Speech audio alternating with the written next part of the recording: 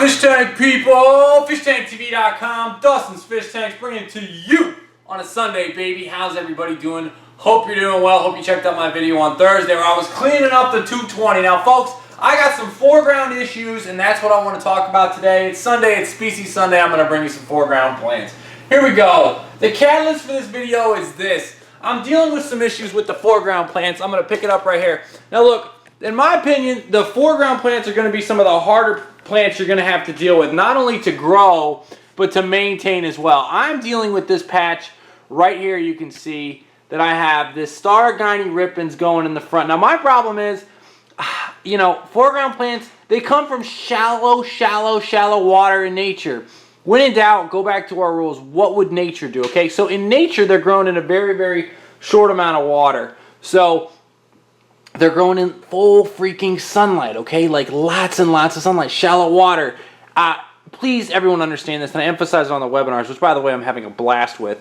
Understand that, like, for every inch of water that you have, like, light penetrating through, it drastically drops off, like, exponentially drops off the amount of lighting that actually hits your plants. So I'm dealing with 30 inches right here, okay? 30 inches. If I could do it again on the 220, I would have it be shorter. I would have like a tank that was like 24 inches tall, because that 6 inches is really hard to penetrate. So yeah, I've got it here with the Staurogyne Repens, and I was having problems getting light all the way to the bottom. So here is what I'm up to. I've been openly critical about LEDs. I'm gonna go in the dark with you all here. So check this out. This is, you're good, brother. This is what I am up to. I have been critical of LEDs.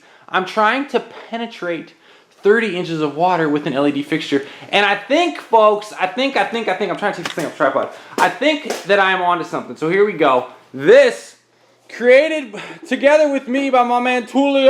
Oh, what do we got? We got 18 3-watt LEDs. Now look at this, folks. This is the interesting part. It's not just about the watts of the LEDs, forget the numbers, it's how do the plants react, okay? So look at this, I am penetrating one single little thing. These are quad high output T5s, by the way. 4 bulbs in there, 4 bulbs in there, LEDs. So I'm just running on, I'm saying, okay, how is this gonna work? Now look, you can see how the way it's being delivered, see how it like comes down, the light comes down at an angle and it's hitting them? It's actually getting down there. The light is, you know, being directed directly to the plants, and the plants are responding well. So I'm so pumped.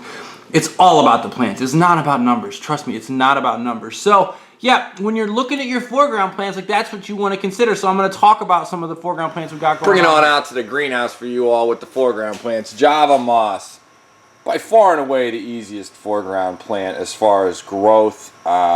Great for beginners. I mean, if you're just now getting into the planted tank game, like, Java moss would be it. I'll tell you one thing though, folks. You put this in your tank, it ain't ever coming out. I've got it all over my 220. It's a mess. It has been proven that you can take it, dry it entirely out. Like, I've set it on top of a tank and then dried it out and put it back in the tank, and it's come back alive. I mean, like, super hardy. Great for hiding fry and babies. They actually, like, eat off of the little stuff that lives on it. So you can trim it. Really a pain in the butt too. And by the way, all those monoscapes that you think that look so great, you couldn't pay me to maintain those, because the moss you trim and it goes everywhere, just a complete nightmare. So, but anyway, Java moss, very easy beginner plant. Do a tank with moss only, great for shrimp, blah, blah, blah. Dwarf Sag, Brian Campbell still remembers the day at Just Fish when I came in and bought 30 pieces of it. I probably still have it. Love this plant. Comes from, I want to say, the Virginia, Maryland area. Short growing. Takes it some time to kind of get its root down, if you will. A little Beastie Boy action. How are we going to kick it? Going to kick it root down. But once it gets going, great. If you said, Dustin, I want a carpet, I'd say either this or this as far as like the easiest plants to go. Dwarf Sagittaria. Yeah, takes a little time to send off runners. I wouldn't trim it, by the way, but you can see it's growing together. Baby tears, not regular, or not dwarf baby tears, but regular baby tears.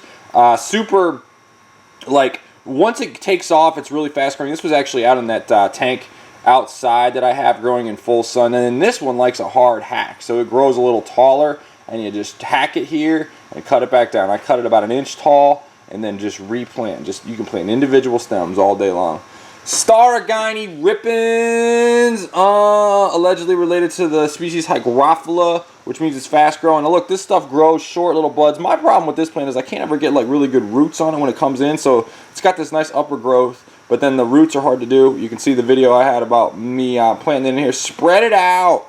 Loves potassium. These, if I said like, you know, these are your beginner ones, I would go easiest, second easiest, third. These ones you don't want to mess with until you know what's going on, okay? So, Staurogyne Repens, you know, big fan of it, on the scene, spread it out, trim it, hack it, replant it. Comes in nice little bunches like that. One, my girl Esther at Aquanova. I wish she'd hurry up and be able to import plants to me from Holland, but yeah, this is a cool one. It's yeah, I've had this going for a while. Full sun.